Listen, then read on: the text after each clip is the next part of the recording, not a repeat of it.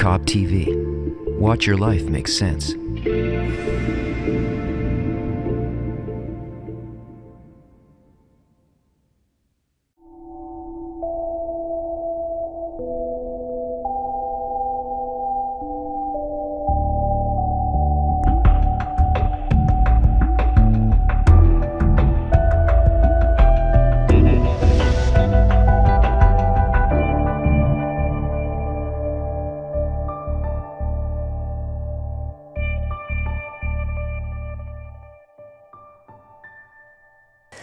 Hello everyone and welcome to Ask the Kabbalist. With me, as always, is Kabbalist Dr. Michael Laitman. Hello Dr. Laitman. Good to see you. And we will remind you that you can send questions at any time at tv.kabbalah.info. Our show is meant for your questions to be answered. And you can submit video questions on our Ask the Kabbalist page by video, audio, or text at tv.kabbalah.info. Let's start with the first question right away. This is a video question that is coming from Ramon from San Diego. Let's watch it. My name is Ramon Velarde.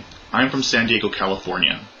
I'd like to ask the Kabbalist whether the potential discovery of other, non-human intelligent life forms would displace the Kabbalistic belief that man is at the center of creation.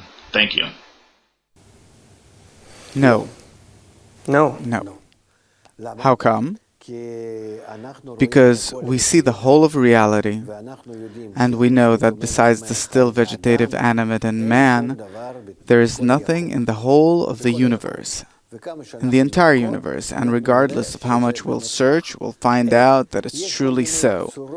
There are different forms, possibly the very primitive life forms like spores, like these barely living degrees, not on a living degree like the vegetative, or slightly alive. Yeah, that they're discovering some emissions of methane gas on Mars, which imply that there are some creatures there. Yeah, exactly. That's very right. That's possible.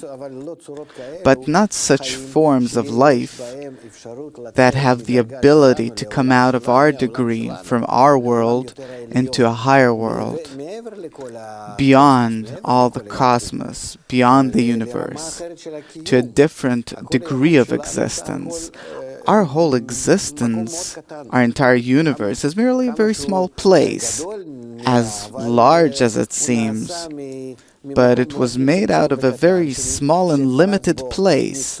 A spark broke through from a higher degree, from a higher world, the Big Bang, and started building out of that whole small place with that energy. It started building here all the forms of life and existence that we have now.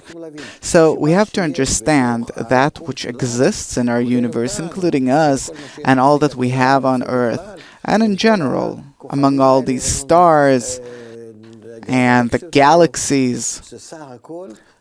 It's merely a result of a tiny spark of light coming from a higher degree.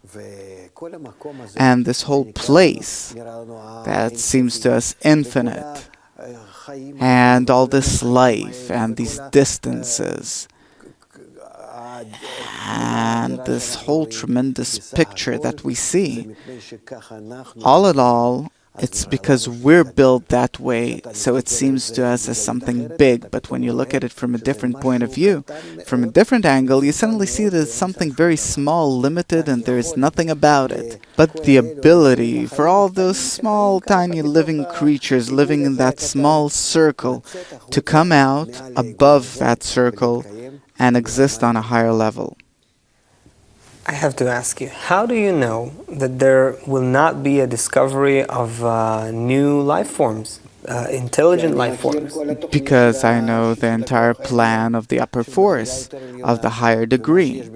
And all that's on our degree, it all comes from a higher degree. And so we have degrees over degrees over degrees up to the final degree, the whole and perfect degree.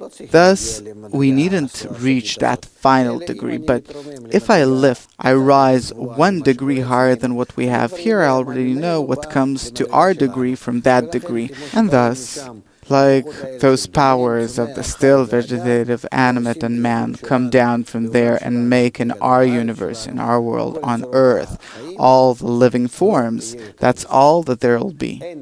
There is no other place for it to come from, only from a higher degree. And because I know the higher degree, I can confidently say that. You understand that you're upsetting a lot of scientists now. This is their whole life, perhaps. They're dedicating their lives. God forbid. And NASA. No. I myself also consider myself to be a scientist, only that every scientist and every science have a limit. There are certain instruments, tools by which they research reality. Scientists in our world, how do they research reality? Through their five senses and instruments that extend the range of these five senses, and through their nature. This nature, it works only through absorptions, the will to receive, and they can't sense more than what they feel. They can't feel that which is above the speed of light. They can't feel that which is above time. They're limited in general by the place where they are. They don't think and they can't discover that this place is not an unlimited one. Meaning, we, in our world, the way we're built, the way we're created, we are limited. We're restricted, and thus we have no choice. As a result, we research through our own qualities, attributes, and the instruments that we build. We research our world, and as a result, we have science. The wisdom of Kabbalah, it says, look, first of all, let's give you new tools. In addition to the tools you were born with. What new tools? These tools are not that you absorb all the information inwards and connect them according to your brain and logic through absorption, egoistically, but you come out of yourself and you try to see and feel through external vessels. Okay. I understand what you're saying. In our world, there's no such possibility, but we can use the power of nature that exists in nature, which inverts our attitude. And when our paradigm entirely changes into the very opposite, from the introverted to the extroverted perception of reality, suddenly we find out that the same as if you're on a different frequency, you get on a different frequency and you see from a different angle. You suddenly find out that through our world you can see the next reality. You know, it's like in such a, there are these pictures, stereograms, pictures. Yeah, holographic 3D images. When you look, and as if there is it looks like a chaotic 2D pattern, and then you focus. It looks like a flat picture, but behind it you see it's a 3D picture, and there inside you have a perspective. So the same here. Our world seems 3D, but the truth is that from it and on there is a breakthrough into an entirely different dimension, and that's what we have to go into, and we'll see what stands behind it, because that which stands behind it is the system which in the meantime presents us with this picture. Our picture, the one we live in, that's how we know ourselves, the way it is presented to us, and also the environment, everything around us. It's all like a holographic depiction, what I feel now. And I merely have to understand, where does it all come from? Where is the system which presents life to me the way it does in my environment? And then I'll know and see what happens then. Sounds like a good theme for a Hollywood motion picture. Sure. But how real is it? I mean, how can I do it? How can I defocus my current perception and refocus it? How do you do that? Only on condition that we'll distance ourselves from what we are now and see our situation from the side. Only in that case can we see what's real, what's not, and start researching these two forms, one against the other. In the meantime, while we live in one small state, we don't know anything. Imagine if you ask a kindergarten child or people who live on some deserted island and they know nothing. What is the world? They would have told you only about what they know, and that's it. The same with us. We think that our entire world is what we see, is what we discover. Well, we'll discover a bit more, but just a bit, and that's it. Okay, I'm open-minded. I trust your words. What do I do? How do I attain that? No, this is something different. First of all, it's not simply so. There are people in our world who discover that they need to know where life comes from. Where are we from? What are we for? They have to know what's happening to us. Why are we living here? What is the reality that stands behind us? And then those people, they come to the wisdom of Kabbalah because they can't calm themselves down by any other science or any other method. They go to New Age, mysticisms, and science, but nevertheless, they come out dissatisfied. And then, as a result of the dissatisfaction, they come to the wisdom of Kabbalah. And here they start studying, like in any other science, but it is a science that changes the person himself. It gives a person a new perception, a different perception, in addition to the one that we sense through our 5 bodily senses. Okay, so you recommend anyone who feels that desire to simply start studying and gradually he will feel a change? I'm sure that he'll come. I'm sure that he'll come sooner or later for sure. He'll come to study with us. Okay, let's move on to some more questions. This is another question that is coming from Australia. It's a video question coming from Anita from Australia. Let's watch it. Hi, my name's Anita. I'm from Sydney, Australia, and I want to know, why can't we be on vacation all the time? Why do we have to work for? Why can't we be on vacation? What's the whole purpose of working in this world? I agree with her, I gotta tell you. She looks like a very optimistic person wanting to enjoy life. In Australia, I don't think they work that much anyway in Australia. What can I say? Of course, well, maybe it's good to be on constant vacation, but who will provide her with all her needs? That's the question. We're built so in our world that besides the still, any developing and living thing, it's changes inside it, it has changes. So it needs to get energy from the outside. Either it's plants or the living degree or the degree of man. And accordingly, we need to be provided with lots of things. Who'll provide us? Well, if I'm a king and I was born, then okay. So there are many people working for me, and I can be on vacation all life long. But if I'm an ordinary person, then someone has to provide me with that. Why would he do that? He'd also want to be on vacation like anyone else, meaning we have to organize our lives such. She's mostly right. But we have to make our lives such that we won't need much. But for our life to be such that we'll provide ourselves with normal things, and only that. And if we'll do that all over the world, then we'll reach a state where everyone will work a little, say 2 hours a day, even less than that. Yeah, this sounds better. You see, because 90% of what we manufacture, these are things we don't need. And if we really want to take into account what do I have to do in order to have the necessary things, and so that the rest of the time I'll be free, on vacation, like the lovely lady says. So why wouldn't we do that? She's right. Then ecology, the relations between us, the kids, everything will be great.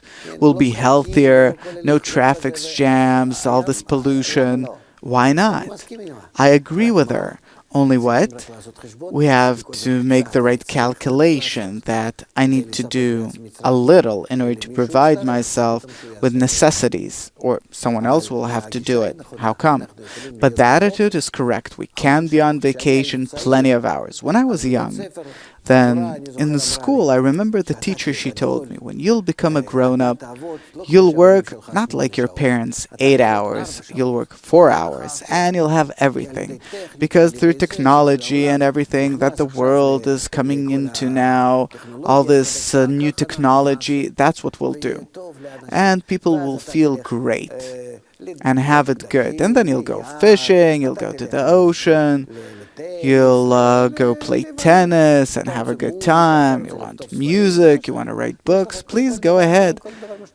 You can do anything you want. I grew up, and today I'm already old, and I can't tell that to my grandchildren.